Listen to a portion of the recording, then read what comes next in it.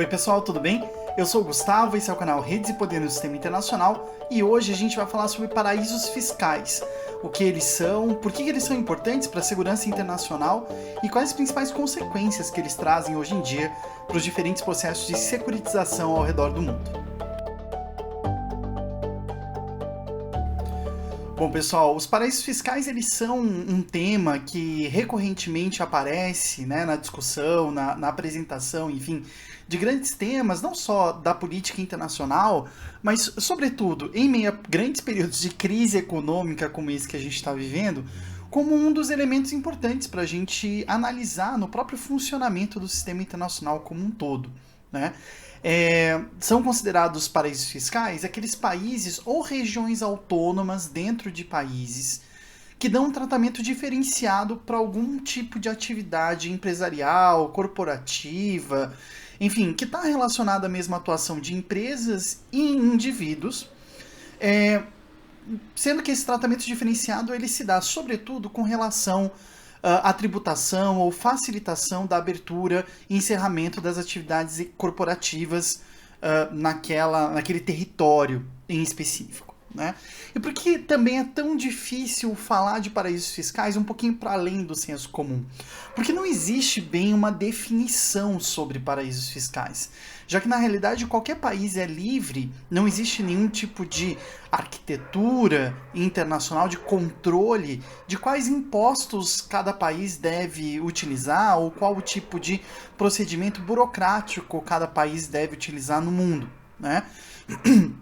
Dessa forma, cada país é livre para estabelecer a sua política tributária, a sua política de empreendedorismo específica, aquela que ele desejar, né? Mas ainda assim, algumas instituições produzem definições possíveis a respeito desse tema que podem iluminar para a gente algumas questões relevantes para a gente pensar o tema dos paraísos fiscais. A OCDE, que vocês já devem ter ouvido chamada de Clube dos Países Ricos, que é a Organização para a Cooperação de Desenvolvimento Econômico, considera um paraíso fiscal um país ou região autônoma dentro de outro país que reúne duas das três características seguintes, né? A primeira característica é que essa jurisdição, né, um país ou uma região autônoma, seja uma jurisdição que não tem imposto ou que aplique apenas impostos nominais, ou seja, impostos que existem na legislação, mas que são abatidos devido a políticas, né, de favorecimento, de facilitação do investimento, sendo que esses impostos eles são relativos ao lucro e à renda. Outra característica dos paraísos fiscais é o fato de que esses países ou regiões autônomas, as autoridades financeiras, não são assim tão cooperativas na troca de informações entre entidades governamentais, policiais, enfim, né, entre as autoridades, seja do seu país, seja de outros países. Isso traz uma terceira característica considerada pela OCDE nos paraísos fiscais, que é justamente a falta de transparência. Ou seja, o fato de que esses países não apresentam transparência com relação às atividades econômicas que podem acontecer ali no seu território. A OCDE tinha uma outra característica que ela colocava como marca bem relevante dos paraísos fiscais, mas que foi retirado depois dos atentados de 11 de setembro por pressão dos Estados Unidos, que era justamente considerar um paraíso fiscal também um país que tivesse tolerância com a abertura de empresas de fachada. E olha que interessante, aqui a gente já tem uma primeira aproximação entre geoestratégia, a gente já falou da diferença entre geopolítica e geoestratégia aqui no canal, e essa questão dos paraísos fiscais, que é nominalmente tributária, financeira, né, econômica, enfim, né, que traz justamente essa visão de que provavelmente os Estados Unidos estavam planejando naquele período abrir empresas de fachada em outros países de forma a facilitar os seus esforços de espionagem, de envio de tropas, enfim, com relação a esse combate ao terrorismo. Já o Fundo Monetário Internacional ele não usa, o FMI não chega a usar o termo paraíso fiscal. Eles usam um outro termo, que é o termo de centro financeiro offshore ou centro financeiro extraterritorial. Ou seja, na definição do FMI, Abre aspas, país ou jurisdição que provê serviços financeiros para não residentes numa escala que é incomensurável com o tamanho e o financiamento da sua economia doméstica. Fecha aspas. A ideia de offshore aqui, ela é bem interessante porque ela dá essa ideia de, né, se a gente fosse traduzir literalmente offshore, é fora da sua praia, né? Ou onshore, né, dentro da sua praia, que tem muito a ver com as transações comerciais que aconteciam no século XIX com relação à circulação, né, de metais, de dinheiro, enfim, metais preciosos, dinheiro mesmo, né, de financiamento para esses projetos que acontecia por via marítima, né? Então essa ideia de offshore não é necessariamente ligada à imagem que ficou marcada dos paraísos fiscais. A gente até está usando aqui uma metáfora na capa desse vídeo com relação a isso, né, daquelas ilhas caribenhas ou das ilhas do Pacífico que antes eram consideradas paraísos fiscais. Então não é por isso que se chama offshore, mas pelo fato justamente daquilo que eu falei mais cedo, ou seja, de uma escolha corporativa de encaminhar lucro, renda, impostos, sede das empresas, enfim, para outros lugares, né? Não para a sua praia, mas para outras praias de uma forma ou de outra. Ou seja, tanto nacionais que enviam as suas remessas de lucro, de dinheiro para outros países, quanto estrangeiros que não residem num país e que enviam seus dividendos, seus lucros, sua renda ou as suas empresas organizadas, né, por holdings que têm sedes nesses países. Aqui a gente tem uma coisa bem importante, que são justamente essas empresas ou contas que são abertas no exterior e que tem como finalidade a evasão de impostos ou a lavagem de dinheiro, dinheiro geralmente proveniente de atividades ilícitas, como corrupção, outros tipos de crime, como tráfico de drogas, tráfico de pessoas, tráfico de artes, enfim, de artefatos de arte, né? Sendo que essas empresas que são abertas nesses outros países recebem também o nome de empresas offshore, ou empresas extraterritoriais, e contas offshore, ou contas extraterritoriais. A grande questão é que essas empresas, em específico, elas existem em países que permitem a criação das contas e das empresas também de forma anônima, ou utilizando contas bancárias anônimas, colocando no cerne da questão o segredo a respeito da fonte daquela renda movimentada e trazendo, né, a discussão a respeito da transparência com relação àquele dinheiro que é movimentado. As jurisdições que normalmente utilizam esse tipo de instrumento tributário, digamos assim, permitem esse tipo de atividade e passam a dar imunidade de tributação, permitindo que empresas sejam projetadas para promover a flexibilidade empresarial e que não haja uma regulação rígida sobre as atividades econômicas desenvolvidas. E nesse sentido é interessante a gente perceber que, embora o tema da taxação, né, seja um tema bem antigo, na verdade, né, dizendo respeito, inclusive, à própria ideia de Estado, né, é interessante a gente perceber que os paraísos fiscais são um tema bem recente. Né? Eles começam a surgir no final do século XIX, com mais força no começo do século XX, e que, portanto, eles estão relacionados com momentos de grande financiarização da economia. Ou seja, aqueles momentos em que a movimentação dinâmica da economia financeira se descola do momento da economia real, que é mais ou menos o momento que a gente está vivendo aqui no mundo, pelo menos desde a grande crise de 2008. Bom, foi nos Estados Unidos que surgiram os primeiros paraísos fiscais de forma intranacional, ou seja, estados, né, pertencentes aos Estados Unidos, pertencentes à federação, que começaram a sofrer lobbies de advogados de grandes empresas da região de Nova York, principalmente, para que promulgassem leis que permitissem algum tipo de vantagem para as empresas que se sediassem em estados que não fossem o estado de Nova York, e permitindo, de uma forma ou de outra, a flexibilização dos controles governamentais sobre a atividade dessas empresas. Né?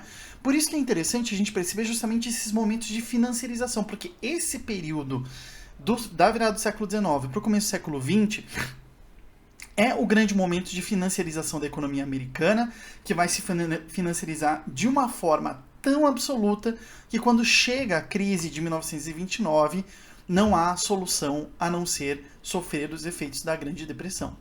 Foi no período anterior à crise de 29 que o governo dos Estados Unidos, à crise de 29, que o governo dos Estados Unidos começou a regular internamente a movimentação financeira entre estados membros da federação, de forma a dar conta de tentativas de evasão fiscal, inclusive de controle do tráfico de bebidas, por exemplo, que era proibido nesse período. Depois da Primeira Guerra Mundial, a ideia de paraíso fiscal, como a gente conhece, começou a se estabelecer com países que viam no investimento monetário uma forma de obter riqueza sem investimento público no desenvolvimento econômico. Né? Esse aspecto é bem importante, porque com o aumento, por exemplo, dos depósitos bancários, você aumenta o nível de riqueza do país, sem que o Estado tenha que intervir para promover o desenvolvimento econômico e ter gastos públicos. Só que isso gera uma falsa sensação de riqueza, né? Já que permite essa movimentação, permite uma riqueza nominal, mas que não se traduz em crescimento ou desenvolvimento econômico do país. Né? E é nesse sentido que países e regiões, né? Cidades, regiões, países, como as Ilhas de Bermuda no Caribe, Liechtenstein, a cidade de Zug e Zurich, na Suíça, né? As duas cidades, criaram legislações que permitiram a formação de sociedades anônimas e outras corporações sem atividade produtiva. Foi nessa fase que algumas colônias britânicas, em vias de independência, começaram a criar legislações que aproveitavam o fato de que elas ainda faziam parte da comunidade britânica, nessa transformação do Império Britânico em comunidade britânica, para permitir empresas que, mesmo que atuando no Reino Unido, poderiam ter sua sede em outros territórios e assim escapar do controle do governo britânico, que, depois da Primeira Guerra Mundial, precisava de recursos para enfrentar uma grande crise econômica que acabou se estendendo aí até a década de 50, até o segundo pós-guerra lá no Reino Unido. Nesse período, esse eixo europeu dos paraísos fiscais entre a Suíça e Liechtenstein foi expandido também para Luxemburgo e posteriormente para Mônaco, e algumas listas consideram também San Marino como um paraíso fiscal. Com o fim da Segunda Guerra Mundial, os centros financeiros extraterritoriais, para a gente começar a usar a terminologia do FMI, né, começaram a se articular globalmente, criando a rede financeira internacional que ia se expandir pelo mundo nas décadas aí, entre as décadas de 60 e a década de 2010, né, ou a década de 2000, antes da crise de 2008. Algumas decisões do Banco da Inglaterra, indicando que movimentações financeiras de correntistas dos seus bancos fora do território inglês não seriam objeto de fiscalização, decisões que foram tomadas em 1957, na prática transformaram o Reino Unido num grande hub, né? A gente chamaria de hub, um grande centro internacional para essa rede que foi se espalhando. Um papel que, de uma forma ou de outra, o Reino Unido cumpria até o Brexit em 2016, uma vez que, ao não utilizar o euro, o país acabava se tornando uma ponte ideal entre a economia europeia e a economia estadunidense e canadense, né? A economia norte-americana como um todo, servindo meio que como um ponto de passagem, né, para esse sistema econômico importante. Não à toa o Reino Unido, até, né, o Brexit, atraía muitos investimentos, inclusive que se tornavam depois investimentos em times de futebol, como é o caso do Arsenal, comprado pelos oligarcas russos. Né? Também, não vou lembrar aqui o nome do time que foi comprado também por dinheiro das monarquias árabes. Ou seja, você tem aí uma economia que permite, inclusive a partir das posições do governo trabalhista do Tony Blair na década de 90, essa financiarização e essa colocação do Reino Unido como centro financeiro do mundo, de uma forma ou de outra. Né? Não centro das decisões, mas centro de transações. Fato que a partir de 2016, com a saída do Reino Unido da União Europeia, e principalmente agora, em 2021, a gente ainda tem que ver o que vai acontecer. A partir dos anos 60 e, sobretudo, nos anos 80, regiões em desenvolvimento ao redor do mundo verificaram a possibilidade de se tornarem paraísos fiscais, como as Ilhas do Pacífico, sob jurisdição da Austrália, a Irlanda, que criou mecanismos a partir de 1990 para receber empresas de tecnologia, principalmente, a partir dos mecanismos de redução de taxação lá no país. Hong Kong até 1999, a gente pode colocar aqui a guerra fiscal entre os estados brasileiros para isenção fiscal da atuação de empresas aqui no nosso território nacional, que é parte do fruto da nossa crise orçamentária que a gente vive hoje, né? E também os países europeus, que seja nas ilhas caribenhas, seja no continente europeu, permitiu às corporações atuarem em ambientes com baixa regulamentação e com permissão de atividades com intenso uso de tecnologia. Bom, e por que esse é um tópico de segurança internacional, né? Feito esse contexto todo. A respeito dos paraísos fiscais, vamos puxar aqui um pouquinho agora para a nossa discussão sobre segurança internacional. Por que isso é um tema de segurança internacional? Vocês vão lembrar que sempre que a gente fala de segurança internacional, a gente está falando de ameaças e riscos, ou da interpretação dessas ameaças e desses riscos por parte dos estados, né? E por que os paraísos fiscais eles se tornam, de uma forma ou de outra, ameaças e riscos? E geralmente quando a gente observa, justamente nessas fases de crise, né? Principalmente porque eles são uma boa forma de evadir liquidez. Esse é um aspecto muito importante. Para a gente entender, inclusive, por que a partir da crise financeira de 2008, algumas decisões da OCDE, algumas decisões do FMI, mas principalmente decisões da União Europeia, começaram a, digamos assim, dificultar a atuação desses paraísos fiscais ou de empresas que investiam em paraísos fiscais, né? Porque justamente no momento de crise e no momento em que o setor mais dinâmico da economia, ou seja, aquele que mais se movimenta, é o setor financeiro, é daí que se pode, de uma forma ou de outra, tirar a maior quantidade de recursos. A gente está observando, de uma forma ou de outra, desde 2008, uma retomada da vontade do Estado, nesses países centrais, de arcar com custos de ter acesso a esses recursos. Aquele período da globalização neoliberal institucionalizada, a gente pode falar que acabou em 2008. Só basta a gente ver os resultados das eleições alemãs dessa semana, né, com a votação dos sociais-democratas, mas também dos conservadores, né, cristãos, mas principalmente naquele plebiscito que aconteceu em Berlim, em que se deu, né, para a prefeitura o direito de expropriar casas, né, de forma a regular o preço do mercado imobiliário lá em Berlim. Então a gente enxerga que os paraísos fiscais, eles são um tópico que não é necessariamente um tópico de ameaça, mas é um tópico que vai ser tratado como algo que pode trazer riscos. Riscos, por um lado, a liquidez dos países, ou seja, o acesso à grana que eles podem ter, né, grana direta, assim, ter acesso à grana, né? Mas, ao mesmo tempo, eles também observam esses paraísos fiscais como um risco para atividades ilícitas que podem trazer perigos para a sua estabilidade. Nesse sentido, os paraísos fiscais eles não são considerados um risco à estabilidade, à segurança, à paz internacional no sentido clássico. Mas gradativamente, a partir dos anos 90, os paraísos fiscais foram sendo cada vez mais securitizados, né? O que isso significa dizer? Eles foram tratados cada vez mais como um tema de segurança para os países ao redor do mundo, principalmente aqueles que conseguem controlar de uma maneira ou de outra a agenda de segurança internacional, a pauta, né, os temas e as ações que os países vão adotar com relação à questão da segurança internacional.